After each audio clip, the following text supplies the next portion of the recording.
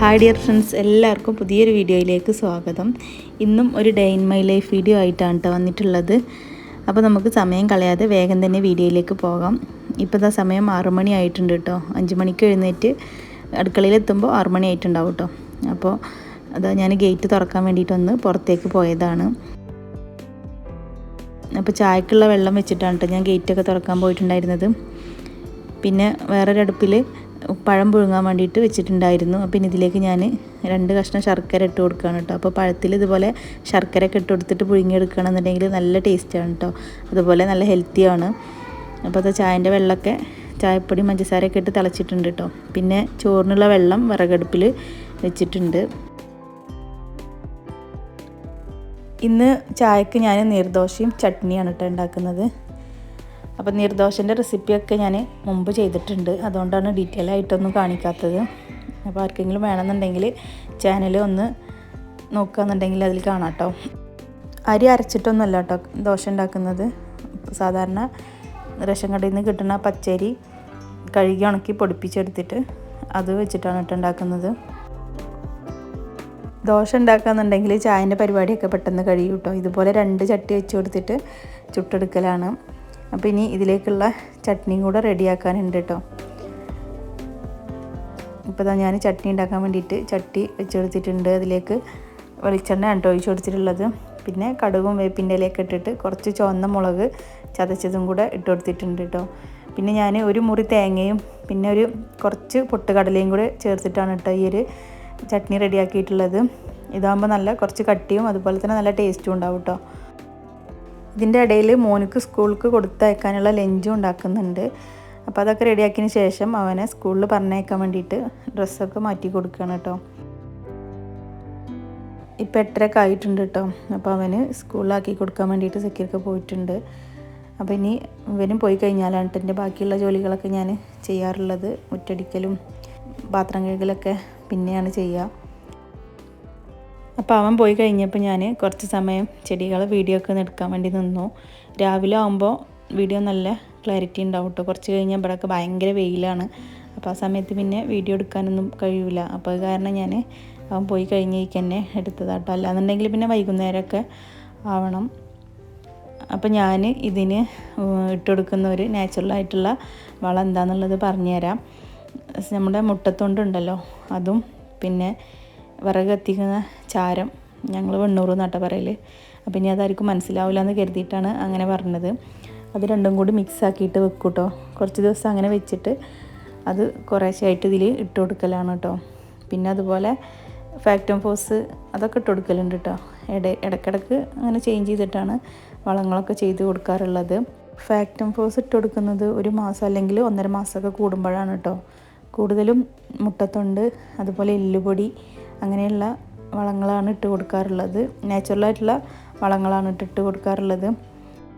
പിന്നെ നല്ലോണം വെയിൽ കൊള്ളുന്ന ഭാഗങ്ങളിൽ വെച്ച് കൊടുത്താലാണ് ഇതിൽ നല്ലോണം പൂക്കൾ ഉണ്ടാവുക. ഈ ഒരു ചെടിക്ക് വേണ്ടത് ചൂടാണ് കേട്ടോ. അപ്പോൾ അത് കാരണമാണ് വെണ്ണൂറൊക്കെ ഇട്ട് കൊടുക്കുമെന്ന് പറഞ്ഞത്. വീഡിയോ എടുത്തിട്ട് സമയം പോയത് അറിഞ്ഞിട്ടില്ല കേട്ടോ. നേരം 9 മണി ആയിട്ടുണ്ട്. അപ്പോൾ ഞാനിത് വേഗം മുറ്റടിച്ച് വരികയാണ്. ഈ ഒരു ഭാഗമാണ് കേട്ടോ കൂടുതലും ഇലകളൊക്കെ ഉണ്ടാവുക. മറ്റുള്ള ഭാഗത്ത് അത്ര തന്നെ ഇലകളൊന്നും ഉണ്ടാവില്ല. അപ്പോൾ കൂടുതൽ അടിക്കാൻ ഈ ഒരു ഭാഗം തന്നെ ആയിരിക്കും കേട്ടോ. അപ്പോൾ ഞാനിത് വേഗം തന്നെ സെക്യൂർക്ക് തിരിച്ച് വരുമ്പോഴത്തേന് മുറ്റടിക്കലൊക്കെ കഴിച്ചിട്ടുണ്ട്. വരുമ്പോൾ മീനൊക്കെ വാങ്ങാൻ പറഞ്ഞിട്ടുണ്ടായിരുന്നു കേട്ടോ. മീൻ കറി വെക്കാമെന്നാണ് വിചാരിച്ചിട്ടുള്ളത്. പിന്നെ പൊരിക്കാൻ അന്ന് ഞാൻ വീഡിയോയിൽ കാണിച്ച കരിമീനിൽ കുറച്ചും കൂടെ ബാക്കിയുണ്ട് കേട്ടോ. അപ്പോൾ അതും എടുക്കാമെന്ന് കരുതിയിട്ടുള്ളത്. അപ്പോൾ ഇനി ഇതാ സെക്യൂർക്ക് തിരിച്ച് വന്നിട്ട് ഞങ്ങൾ ചായയൊക്കെ കഴിച്ചിട്ടുണ്ട്. അതിന് ശേഷം ഞാൻ പാത്രങ്ങളൊക്കെ ഒന്ന് കഴുകി വെക്കുകയാണ്. ഇതിൻ്റെ ഇടയിൽ ശാലും ചായയൊക്കെ കഴിച്ചിട്ട് അവനും സ്കൂളിൽ പോയിട്ടുണ്ട് കേട്ടോ. അപ്പോൾ അവർ പോകുമ്പോഴേക്കും ചോറൊക്കെ റെഡിയാവും. പിന്നെ നമുക്കുള്ള കറികളും മീൻ പൊരിക്കലും അങ്ങനെയൊക്കെയുള്ള പണികൾ ഉണ്ടാവുള്ളൂ കേട്ടോ. പിന്നെ ക്ലീനിങ്ങും. അപ്പോൾ ചോർക്ക് അവർക്ക് പിന്നെ മീനൊന്നും കൊണ്ടുപോകില്ലല്ലോ. അവർക്ക് കിഴങ്ങ് പൊരിച്ചതോ അല്ലെങ്കിൽ കുറച്ച് ചിക്കൻ പൊരിച്ചതോ അങ്ങനെ എന്തെങ്കിലുമൊക്കെ ഉണ്ടാക്കി കൊടുക്കാറാണ് കേട്ടോ. അപ്പോൾ ഇതാ പാത്രം കഴുകലും ഏകദേശം ഇവിടെ കഴിയാനായിട്ടുണ്ട്. സെക്യൂർക്ക് വന്നപ്പോൾ ചിക്കനും മീനും കൊടുത്തിട്ടുണ്ടായിരുന്നു കേട്ടോ. അപ്പോൾ ഞാൻ ഈ ചിക്കന് ചെറിയ പാത്രങ്ങളിലാക്കിയിട്ട് വെക്കാറാണുള്ളത്. എന്നാൽ പിന്നെ നമുക്ക് എടുക്കുന്ന സമയത്ത് എളുപ്പമാവുമല്ലോ. എല്ലാതും കൂടെ ഒരുമിച്ച് പുറത്തേക്ക് എടുത്ത് വെക്കണ്ടല്ലോ എന്ന് കരുതിയിട്ട് ചെറിയ ചെറിയ പാത്രങ്ങളിലാക്കിയിട്ട് ഞാൻ ഫ്രിഡ്ജിലേക്ക് വെക്കുകയാണ് കേട്ടോ ചെയ്യാറുള്ളത്. ഇവിടെ ചെറിയ മോനിക്ക് എന്നും ചിക്കൻ കറി ദോശ നിർബന്ധമാണ്. വേറെ എന്തുണ്ടാക്കിയാലും അവൻ കഴിക്കൂല കേട്ടോ. അപ്പോൾ അവന് ചിലപ്പോൾ ഞാൻ 2 ദിവസത്തേക്കൊക്കെയുള്ള ചിക്കൻ കറി ഉണ്ടാക്കി വെക്കും. പിന്നെ കുറച്ചെടുത്തിട്ട് ബാക്കി ഫ്രിഡ്ജിൽ വെക്കുകയാണ് കേട്ടോ ചെയ്യാറുള്ളത്. അല്ലാന്നുണ്ടെങ്കിൽ തറവാട് വീട് ഇവിടെ അടുത്താണ്. അപ്പോൾ അവർ ചിക്കൻ കറി ഉണ്ടാക്കുകയെന്നുണ്ടെങ്കിൽ അതിൽ നിന്ന് കുറച്ച് വാങ്ങും. അപ്പോൾ അങ്ങനെയാണ് കേട്ടോ ഞങ്ങൾ ചെയ്യാറുള്ളത്. ഞാൻ ഉണ്ടാക്കുകയെന്നുണ്ടെങ്കിൽ അവിടെ ചെറിയ മോനും ഇങ്ങനെ തന്നെയാണ്. അപ്പോൾ അവനും കൊടുക്കും. അപ്പോൾ അത് അങ്ങനെ ഓരോ പാത്രത്തിലാക്കിയിട്ട് ഞാൻ ഫ്രിഡ്ജിൽ വെക്കുകയാണ് കേട്ടോ. അപ്പോൾ അതിന് ശേഷം ഇനി മീനൊക്കെ ഒന്ന് നന്നാക്കാനുണ്ട്. മീൻ കൊടുത്തിട്ടുള്ളത് അയിലയാണ് കേട്ടോ. അപ്പോൾ ഇതുപോലെ ഞാൻ ചിക്കനും മീനൊക്കെ കൊടുന്ന കവറുകൾ കഴുകിയിട്ട് ഉണക്കി വെക്കാറാണ് കേട്ടോ. പ്ലാസ്റ്റിക് കൊണ്ടുപോകാൻ ഇവിടെ ആൾക്കാർ വരും. അപ്പോൾ ഇതുപോലെ കഴുകി വൃത്തിയാക്കിയിട്ട് വെച്ചാൽ പിന്നെ സ്മെല്ലൊന്നും ഉണ്ടാവില്ലല്ലോ. ഉണക്കി വെച്ചാൽ അവർക്കും തന്നെ കൊണ്ടുപോകാൻ എളുപ്പമാണ്. അപ്പോൾ അങ്ങനെയാണ് ചെയ്യാറുള്ളത്. പാലിൻ്റെ കവറ് അതൊക്കെ ഇങ്ങനെ തന്നെയാണ് കേട്ടോ ചെയ്യാം. ഇങ്ങനെ കഴുകിയിട്ട് ഒരു കമ്പിയിൽ കോർത്ത് വെക്കും കേട്ടോ. അപ്പോൾ അതിലുള്ള വെള്ളമൊക്കെ പോയിട്ട് ഉണങ്ങിയിട്ടുണ്ടാവും. എന്നിട്ട് ഒരുപാടാവുമ്പോൾ അതെല്ലാതും എടുത്തിട്ട് ഒരു ചാക്കിൽ ആക്കിയിട്ട് വെക്കാറാണ്. അങ്ങനെ ആകുമ്പോൾ കൊണ്ടുപോകുന്ന ആൾക്കാർക്ക് അവർക്കും ഒരു ദേഷ്യം ഉണ്ടാവില്ല കേട്ടോ. കാരണം നമ്മൾ ഇങ്ങനെ മീനും ചിക്കനൊക്കെ കൊണ്ടുവരുന്ന കവർ അതുപോലെ ഇട്ടിട്ടുണ്ടെങ്കിൽ ഭയങ്കര സ്മെല്ലായിരിക്കൂലേ. അപ്പോൾ ഇതുപോലെ കഴുകി വെച്ചാൽ അവർക്കും തന്നെ കൊണ്ടുപോകാൻ നല്ല ഇഷ്ടമായിരിക്കും കേട്ടോ.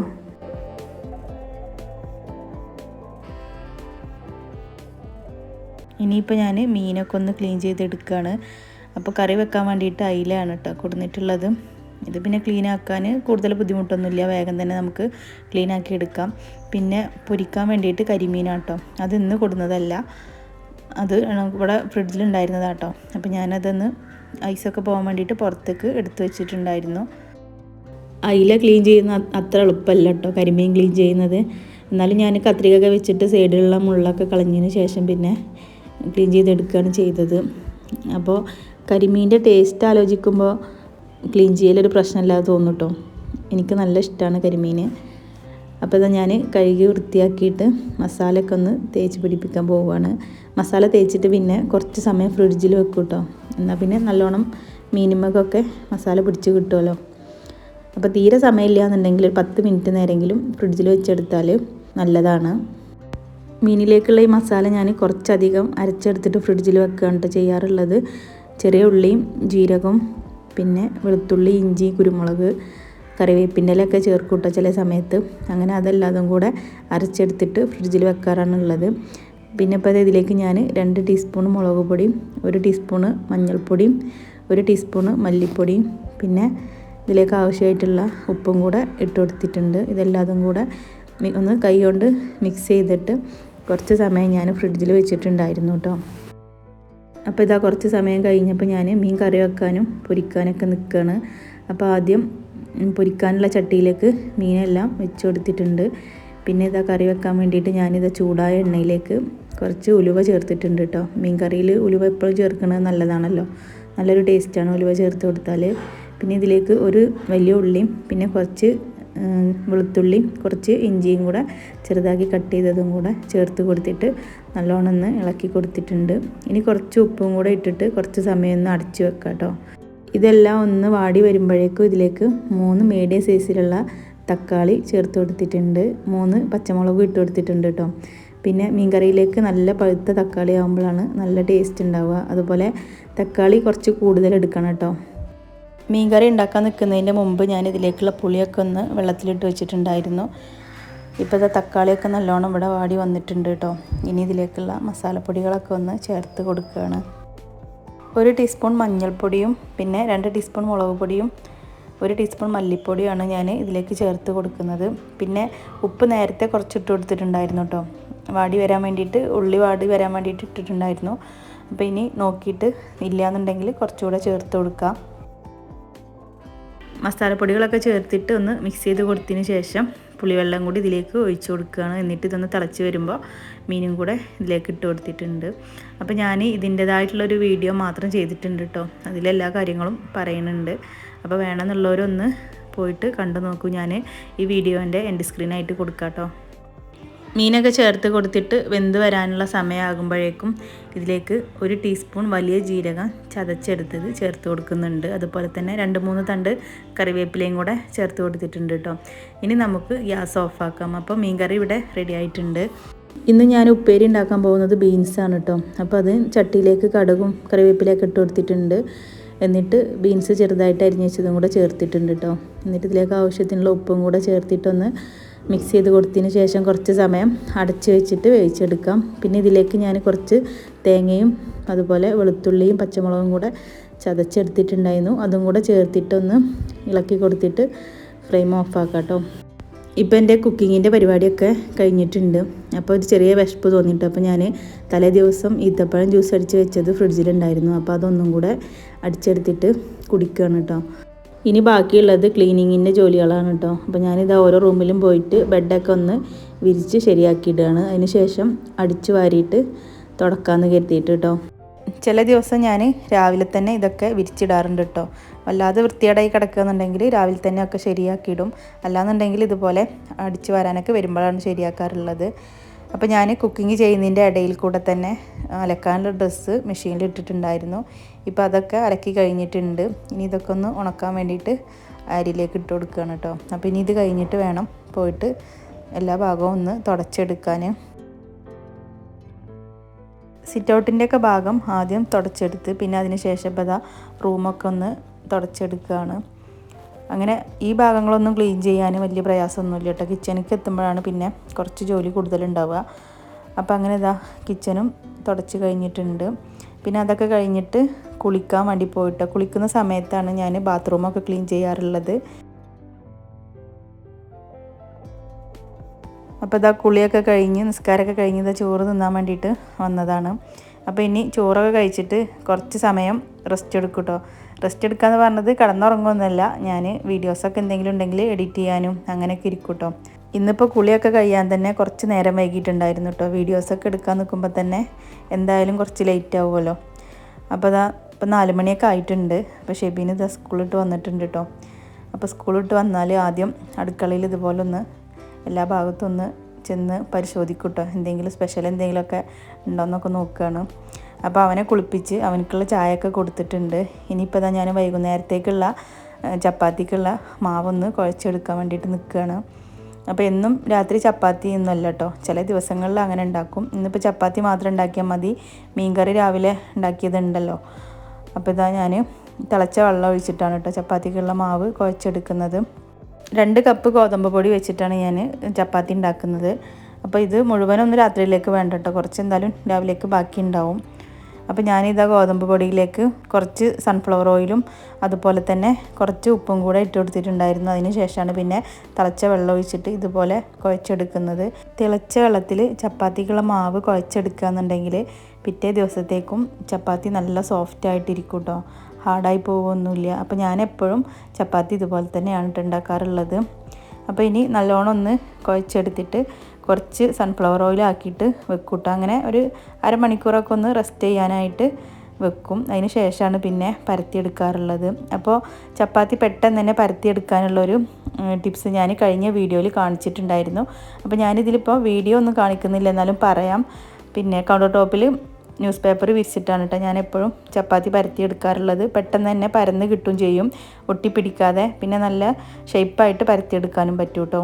അപ്പോൾ ചപ്പാത്തിക്കുള്ള മാവൊക്കെ കുഴച്ച് കഴിഞ്ഞിട്ട് പിന്നെ അടുത്ത ജോലി ഇതാണ് കേട്ടോ. കുറച്ച് തേങ്ങ ഉണക്കാൻ വേണ്ടിയിട്ട് ഇട്ടിട്ടുണ്ടായിരുന്നു. അപ്പോൾ അതൊക്കെ ഒന്ന് ചെത്തിയെടുക്കണം. അപ്പോൾ ഈ ഒരു ജോലിയൊക്കെ ചെയ്യുന്നത് ഞാൻ ഒറ്റക്കല്ല കേട്ടോ, സക്കീർ ഖാൻ്റെ പെങ്ങളും അതുപോലെ അനിയൻ്റെ വൈഫൊക്കെ ഉണ്ട്. അപ്പോൾ ഇങ്ങനെയുള്ള ജോലികളൊക്കെ ഞങ്ങൾ എല്ലാവരും കൂടെ ഒരുമിച്ചാണ് കേട്ടോ ചെയ്യാറുള്ളത്. അപ്പോൾ അതൊക്കെ കഴിഞ്ഞ് വന്നതിന് ശേഷം പിന്നെ ഞാൻ ചപ്പാത്തി പരത്തിയെടുക്കാനും ചുട്ടെടുക്കാനൊക്കെ വേണ്ടിയിട്ട് നിന്നു കേട്ടോ. പിന്നെ ഇത് ചുട്ട് വെച്ചതിന് ശേഷം പിന്നെ മഗ്‌രിബ് ബാങ്ക് കൊടുത്തിട്ടുണ്ടായിരുന്നു. അപ്പോൾ നിസ്കരിക്കാനും ഒക്കെ പോയിട്ട് പിന്നെ ഞാൻ അടുക്കളയിലേക്ക് വരുമ്പോൾ 8:30 ആയിട്ടുണ്ട്. അപ്പോൾ ഞാനിത് നാളത്തേക്കുള്ള ഇഡ്ഡലി ഉണ്ടാക്കാൻ വേണ്ടിയിട്ടുള്ള അരിയൊക്കെ ഒന്ന് അരച്ചെടുക്കുകയാണ് കേട്ടോ. അപ്പോൾ ഇത് ഞാൻ രാവിലെ ഒരു 9 മണിയൊക്കെ ആയ സമയത്ത് തന്നെ വെള്ളത്തിലിട്ട് വെച്ചിട്ടുണ്ടായിരുന്നു. തിളച്ച വെള്ളം ഒഴിച്ചിട്ട് തന്നെയാണ് കേട്ടോ ഇതും കുതിരാനായിട്ട് ഞാൻ വെക്കാറുള്ളത്. പച്ചരിയും ഉഴുന്നും നല്ലോണം കഴുകി വൃത്തിയാക്കിയതിന് ശേഷം തിളപ്പിച്ച വെള്ളം അതിലേക്ക് ഒഴിച്ചിട്ട് കുതിരാൻ വെക്കാറാണ് ചെയ്യാറുള്ളത്. എന്നിട്ട് വൈകുന്നേരത്ത് അരച്ചെടുക്കും. പിന്നെ ഇതിൽ സോഡാപ്പൊടിയോ അല്ലെന്നുണ്ടെങ്കിൽ ഈസ്റ്റോ അങ്ങനെ ഒന്നും ചേർക്കാറില്ല കേട്ടോ. അല്ലാതെ തന്നെ നല്ലോണം നുരച്ച് പൊന്തിയിട്ടുണ്ടാവും രാവിലെ നോക്കുമ്പോഴേക്കും. പിന്നെ കുറച്ച് ഉപ്പ് ചേർത്ത് കൊടുത്തിട്ട് ഉണ്ടാക്കാറാണ് പതിവ്. ഇഡ്ഡലി ആയാലും വെള്ളപ്പായാലൊക്കെ അങ്ങനെ തന്നെയായിട്ട് ഉണ്ടാക്കുക. അങ്ങനെ അരി അരച്ചെടുക്കലും പിന്നെ ഭക്ഷണം കഴിക്കലും ഒക്കെ കഴിഞ്ഞിട്ടോ. ഇനിയിപ്പോൾ ഈ ബാക്കിയുള്ള പാത്രങ്ങളൊക്കെ ഒന്ന് കഴുകി വെക്കണം. അതുപോലെ തന്നെ അടുക്കള ഒന്ന് തുടച്ച് വൃത്തിയാക്കി ഇടും വേണം കേട്ടോ. അപ്പോൾ ഇന്നത്തെ വീഡിയോ ഇത്രയേ ഉള്ളൂ.